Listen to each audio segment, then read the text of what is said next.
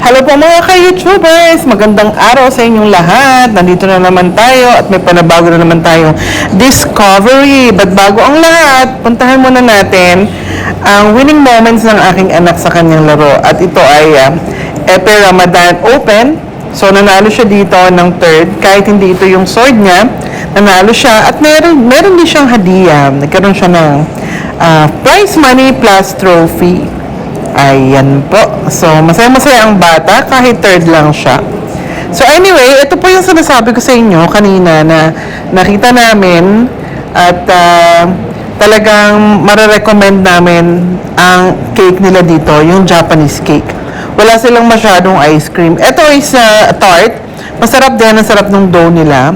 So, ito yung coffee shop. Meron silang coffee shop. At dito, napag-alaman namin na ang pagtitimpla ng kape ay hindi lang basta-basta. So, Komut Barista, alam mo na lahat. So, ngayon, nagustuhan ko yung coffee nila bukod sa kanilang Japanese cake. Bukod sa kanilang magandang presyo, ay masarap talaga ang kape nila. So, sabi niya, 40% na Arabica and 60% Robusta. So, ito yung mga biscuits nila na na-design din. At take note ha, ito yung nakakatuwa. Kasi, ang kanilang baker ay dating painter. Painter ng kotse. So, imagine that. Kaya yung kanilang mga cakes dito ay design ni Kabayan. And take note, Kabayan siya. So, dating pintor ng kotse, ngayon ay designer na ng cake at baker pa. So, di ba? Katuwa. So, pag gusto niyo ng panregalo, ito magandang panregalo, magkano lang ito 45 to 55 QR lang. Pero yung mga cake nila, nag-range sila ng 400, depende sa detail. So, meaning depende sa design. So, yung mga biscuits nila, maganda rin. So, ito yung presyo. And ito yung coffee shop nila.